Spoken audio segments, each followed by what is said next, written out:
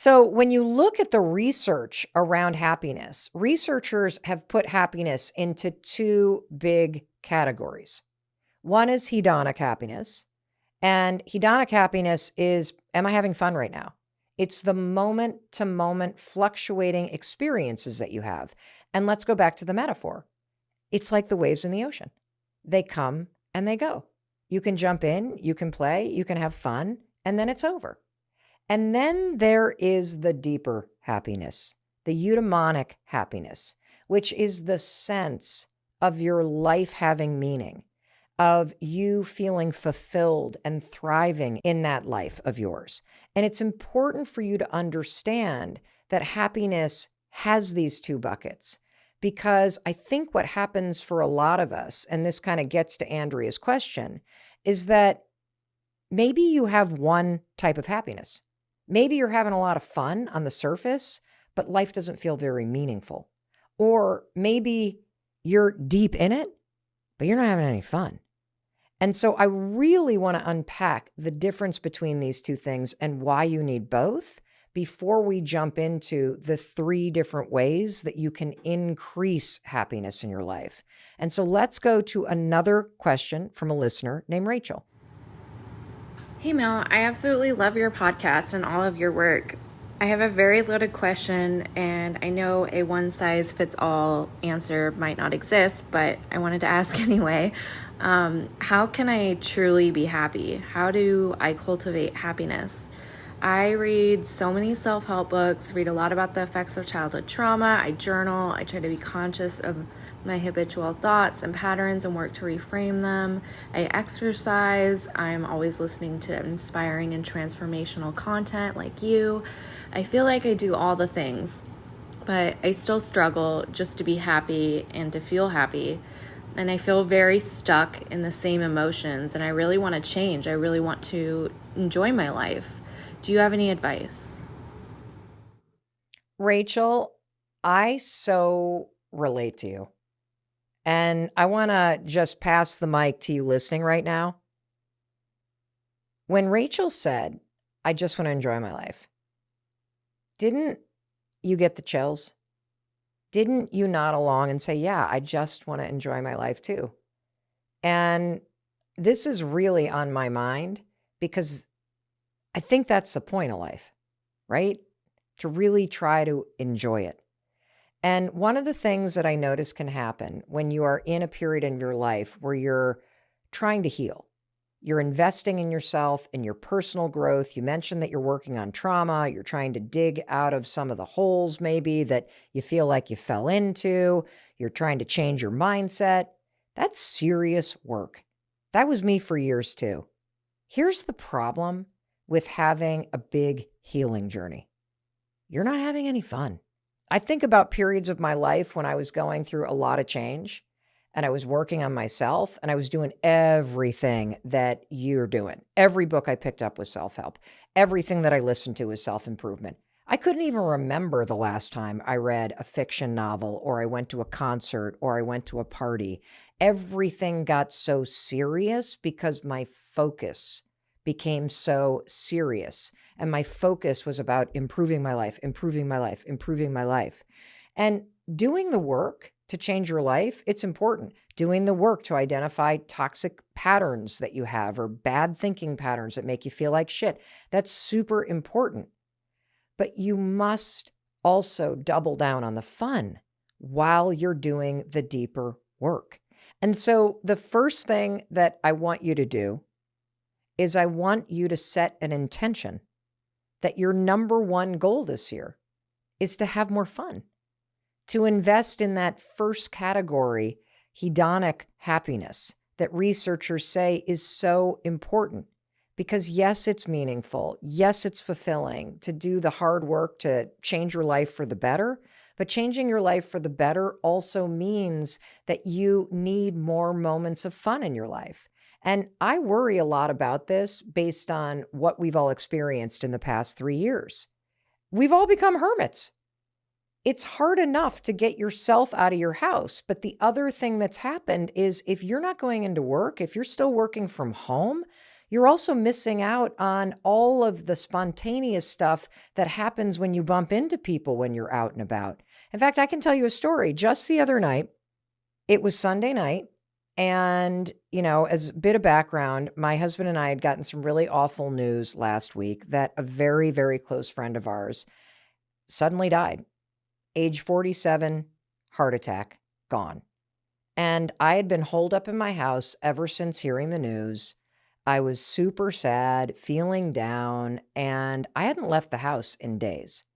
And so on Sunday, Chris says to me, Mel, I made a 4:30 reservation at the paddle tennis courts, which is a kind of form of almost like ping pong that you can play, sort of like pickleball in the middle of the winter on these tennis courts outside with some friends. It was the last thing I wanted to do. I wanted to just curl up on the couch and suck my thumb and feel sad. And we got into the car, and the entire ride over, I was sitting there thinking, should I tell Chris I'm pissed that he made this date with this couple to go play paddle? Should I tell him this is the last thing that I want to do? I kept saying to myself, should I say this? Should I not say it? And then I would say, no, don't shit on his parade. Like, just suck it up. It's going to be okay. We pull up. The sun's starting to go down. It's freezing. I've got a hat on and mittens on, and I'm grumpy, and I don't really want to be there. And then I see our friends, and I felt a little lighter. Do you know it took about 5 seconds of hitting that ball around for me to feel totally different? The truth is, I needed the fun. I needed the laughter. I needed to not be thinking about something so heavy. I needed to see people that I really like. I needed to do something that wasn't that serious, like working on myself or feeling sad or grieving. I needed fun.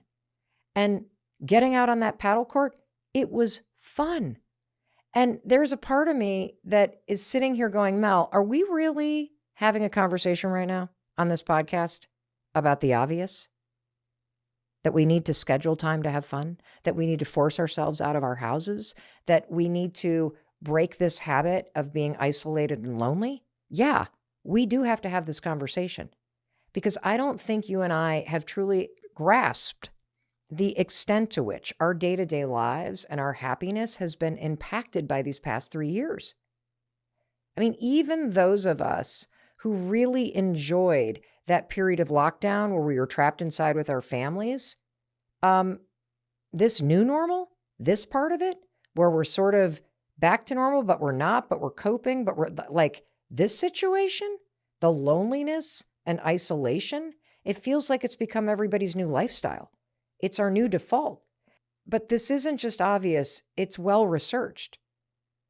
Researchers have proven that the difference between people who are happy and those of us who aren't is that happy people prioritize doing things that make them happy. I know, it's so dumb, but I need the reminder too. So now let's go back to my analogy about the ocean and the beach and waves and happiness. And I want you to just imagine that you're sitting on the beach. And those waves are rolling in and they're rolling out, and there's a boogie board sitting next to you. At some point, you have to get off the towel and you got to run into that ocean and you got to go play. And the fact is, it just takes one person to get everybody else to go. There's always that one person in a group of people at a beach who stands up first and grabs the boogie board and says, let's go body surfing. Come on, guys, let's go into the waves. And thankfully, this past Sunday night, for me, it was Chris. He was that one person. And look, being intentional about enjoying your life, about having fun, particularly during those periods of time where you're grieving, where you are going through something difficult, where life feels heavy, prioritizing fun is critical. But that's just one of the 3 things that you and I are going to discuss when it comes to getting intentional and amplifying up the 40% of happiness that is within your control right now. And if you're sitting there scratching your head going, oh my God, this is so me, but Mel, like, I think I forgot how to have fun. Don't worry about it. I've got an entire episode that we did a while back called How to Have More Fun, and I will link to that along with all the studies that we're talking about in the show notes. And so now that you and I have been playing in the waves and you understand that dragging yourself out of the house to the beach, off the towel, into the ocean, and forcing yourself to do things that are fun, that is part of happiness that we cannot escape. You and I are now going to go deeper into the ocean. And we're going to talk about the two other elements that you can tap into to create more happiness in your life right now. And we're going to do that using more questions from fellow listeners of the podcast when we come back. Welcome back. I'm Mel Robbins, and you and I are talking about what research says about creating more happiness in your life. We've already talked about the fact that researchers have identified two types of happiness: hedonic happiness and eudaimonic happiness, both of which are critical to your overall feelings of happiness. And we've talked about why getting intentional about having more fun is critical to you feeling happier now. Now we're going to jump into the deeper part of happiness, and that is the eudaimonic happiness, whether or not your life has meaning. Because when you go through periods of life where life is monotonous, it just feels kind of blah, you're on autopilot, you're not going to feel that happy. Just ask Jenna. Hey Mel, my name is Jenna, and my question for you is, how do you truly find happiness in everyday ordinary life? I'm a mom of 2 boys, and I struggle most days with being as joyful as I was when they were very little. As a mother of 3 kids who are now young adults, I can relate to what you were saying about how you were joyful when they were little.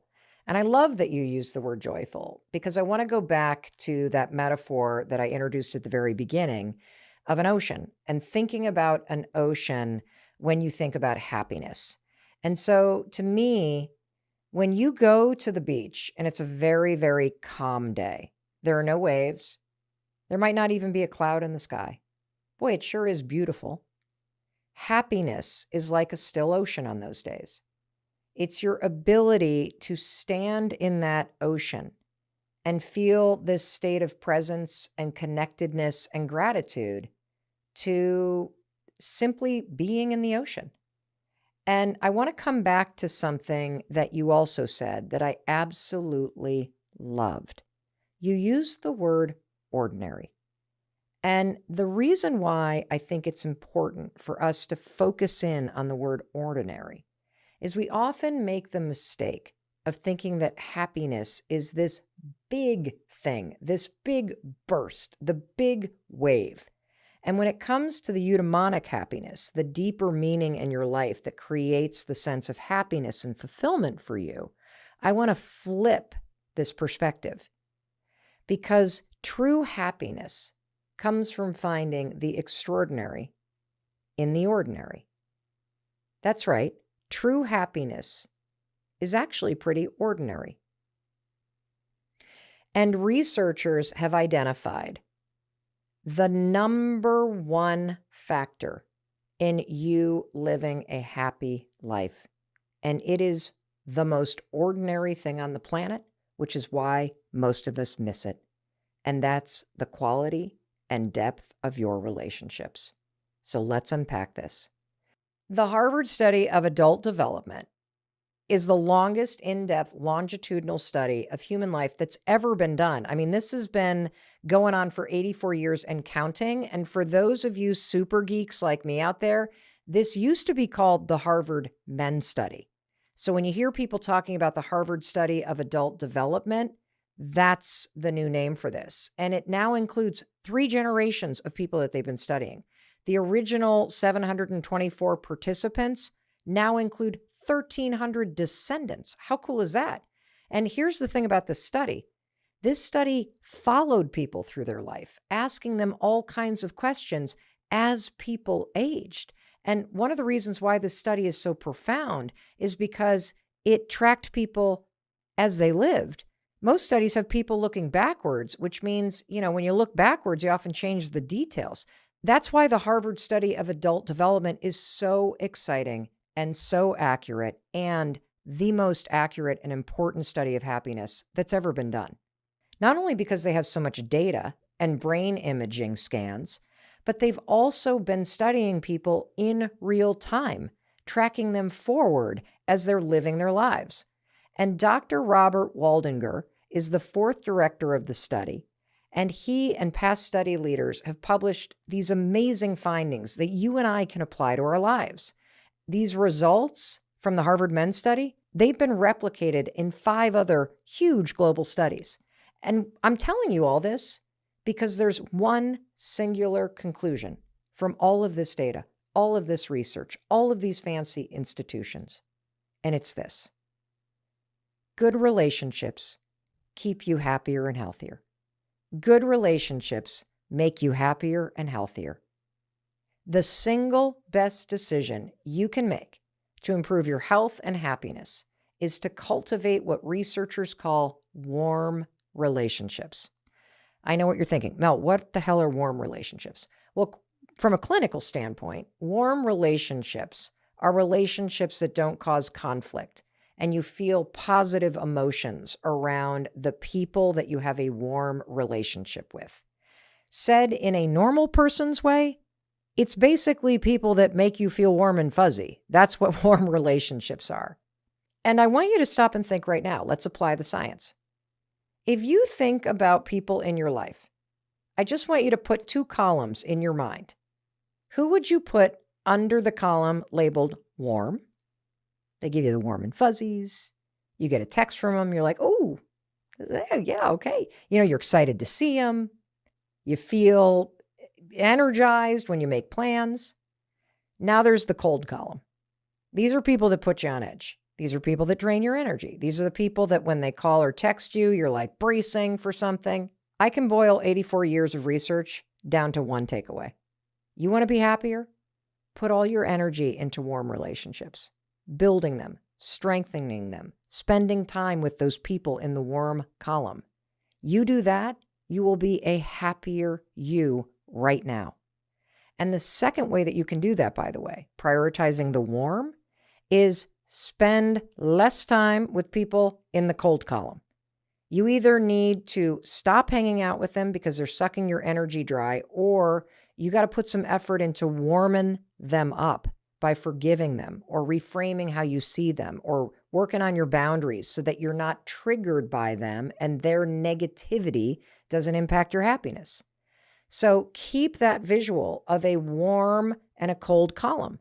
And as you meet people in your life, you can immediately feel what they're like. Are they warm? Are they bringing out the fuzzies? Or are you feeling on edge? Because when it comes to happiness, your happiness right now, not the I'll be when happy, the happiness that truly matters, standing in that deep end of the ocean, the quality of your relationships is truly the most important thing that matters. And I can explain why at an even deeper level. The reason why this matters so much, it is the number one indicator of a happy life: good, warm relationships, floating in that ocean with your warm buddies, keeping you buoyant. The reason why is evolution. See, positive or warm interactions with people, you know what that does, that warm, fuzzy feeling? Those kind of people in your warm column, they make you feel safe. When you're around those people, you're not on edge, so your body feels safe. And the opposite is true when you're around people that you would put in the cold column, because when you're around negativity, when people trigger you, when they put you on edge, when you feel like you can't be yourself, you're now in a stress response of fight, flight, or freeze. And this response to other people, it's wired in you. Early Homo sapiens survived because their bodies and their brains, they not only encouraged connection, but they also signaled when somebody might be unsafe. You and I survived because we're social beings. So this is hardwired into us. And here's where it gets interesting. When you feel loneliness, your brain perceives that as life-threatening. And loneliness is not just about physical separation from other people. You can feel very lonely in a crowded room. You can feel lonely in a bad marriage. You can feel lonely in a toxic friendship. And if you're nodding your head right now, thinking, wow, maybe it's not unhappiness. Maybe the core issue for me is I'm lonely. Well, 75% of adults feel moderate to high levels of loneliness. And loneliness is about the quality of your relationships. And I want to tie this back to evolution. Loneliness feels threatening because you're meant to survive in a tribe of people. You're meant to be connected with people that make you feel safe and warm. It's not only part of happiness, this goes down to your mind and body needing protection. And they've even proven that when life is really hard, when it can come at you in full-on attack mode, when you're in survival mode, warm, connected relationships protect you from the stress of life. So how do you do this? How do you tap into relationships? It sounds simple, but again, make the column warm and cold. And then call your friends, text them, arrange time to meet them. So when you feel a pang of loneliness, I want you to understand it's an alarm, just like anxiety. It's a signal that you're missing connection. Please do not ignore it. You may be surprised to hear that I felt this way for a very long time. I kept saying out loud, I'm not happy. I don't feel fulfilled. But when I dug deep into what was really going on for me, the core issue was loneliness. I was having fun. I was really busy. I was doing meaningful work. But deep down inside, I was really lonely. And it may also surprise you to hear that it was during one of the most successful stretches in my career. I was on the road all the time. I was booked nonstop to give speeches. I was working on all kinds of projects with Audible. The business was booming. I was making lots of money. And I have never been unhappier because I was lonely. I was traveling so much, chasing success, chasing achievement, going for the next thing, staying busy, that I never saw my friends. I barely saw Chris. I missed out on a ton of time with our daughters while they were in high school. It was just go, go, go. Now, I had a lot of fun on the business trips. I would laugh a lot. I was always traveling with colleagues, so I wasn't alone. And I was having fun in the waves of life. But when you talk about floating in the deep end of the ocean, I was profoundly lonely. And that meant I was profoundly unhappy. And it can be powerful when you admit this to yourself, because when you realize what you're dealing with is loneliness, that helps you identify the issue you need to improve, which is you need to start reaching out to people. You know, we underestimate the impact that simply getting an unexpected text from an old friend can have on you. I mean, think about how amazing it is when you have a birthday and everybody on social media that gets, you know, the kind of notification that it's your birthday, they come out of nowhere and they wish you happy birthday. It's like, that's unbelievable. It feels so good. You haven't talked to that person since high school, but it feels good to have somebody just give you a quick comment on your birthday. And so if you're sitting around saying, I'm really lonely, but you're not reaching out, you're not calling people, you're not the one making plans or inviting people over for dinner, guess what? You're going to stay lonely. Because when I really looked in the mirror and said, I'm lonely, I need to do something about this. I never get invited anywhere. I don't see anybody. Well, I wasn't inviting anybody over. I wasn't making any plans. It starts with you. And look, it could be anybody. It could be friends, family, coworkers. All you need to do is identify old relationships or cold relationships or warm relationships where you haven't seen somebody in a long time and reach out. And by the way, It could be old relationships. It could be people you haven't seen in a long time. Just anybody at all that makes you feel warm. Start putting energy into talking, texting, commenting, and making plans to see them. And be careful of the cold people, because research shows that spending time with the people in the cold column, it can actually make you feel more lonely.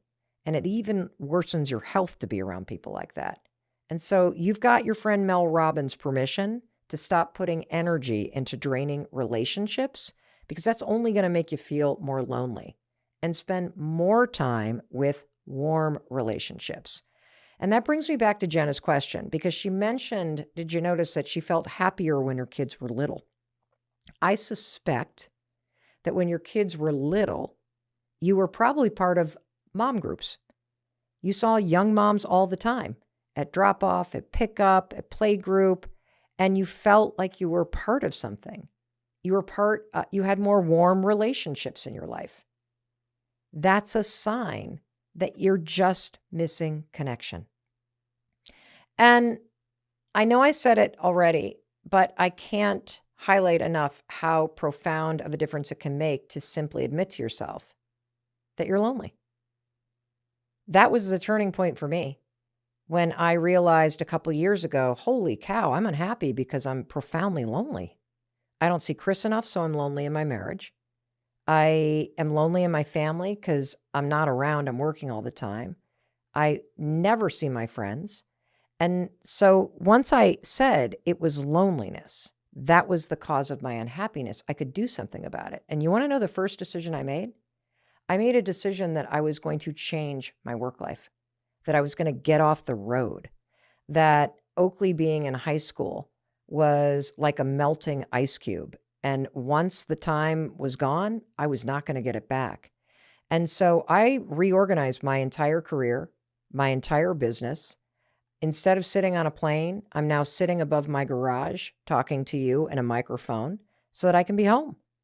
And it took a lot of work, but I'll tell you what, realizing that traveling that much for work was making it hard to cultivate those warm relationships, that was a huge wake-up call, because on the surface, it looked like I was having a great time. I was in the waves, but I sure as hell wasn't when it came to the deeper stuff.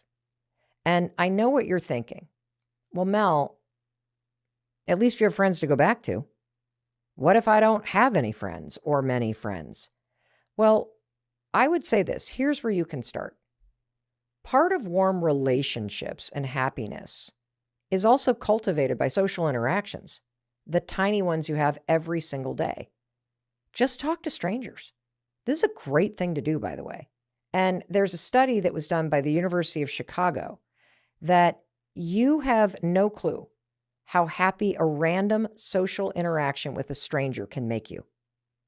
You kind of inflate in your mind that it's going to be messy to talk to other people, but you underestimate the actual benefits of talking to other people. People who talk to strangers on a train or on a plane or at a bus stop or just at a coffee shop, they're much happier after they talk to the stranger, even if they don't think beforehand that they will be. You know who's great at this? My mother. I was just visiting my mom down in Florida, and when I was little, I used to think it was so annoying, but I now admire this about her. Absolutely everywhere we go, my mom talks to everybody.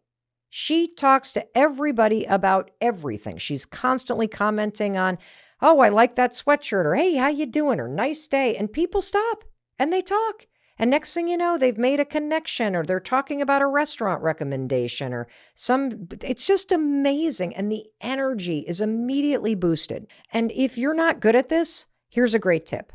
Always compliment somebody's nails. If somebody is waiting on you or standing in front of you in line, or you're sitting next to them, just compliment their nails.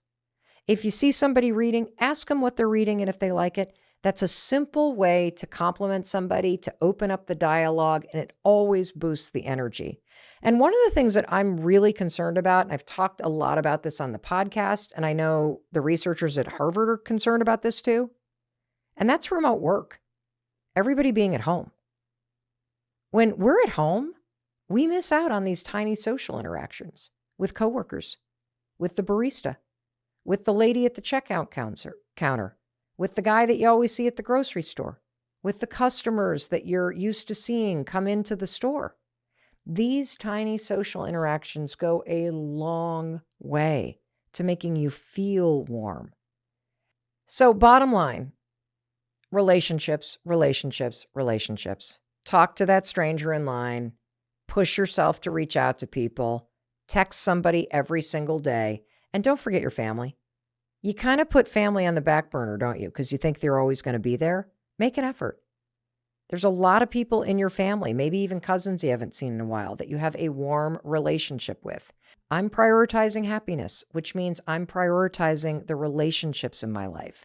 But you got to push yourself, okay? Let's make ourselves a promise that we're both going to do this because you got the research and you now know why it matters. You and I are going to dig into a super cool topic, the science of happiness. It's really misunderstood. Can you think of a time that you felt true happiness? Or are you like most people, that you feel like something is missing from your life and you can't quite put your finger on it?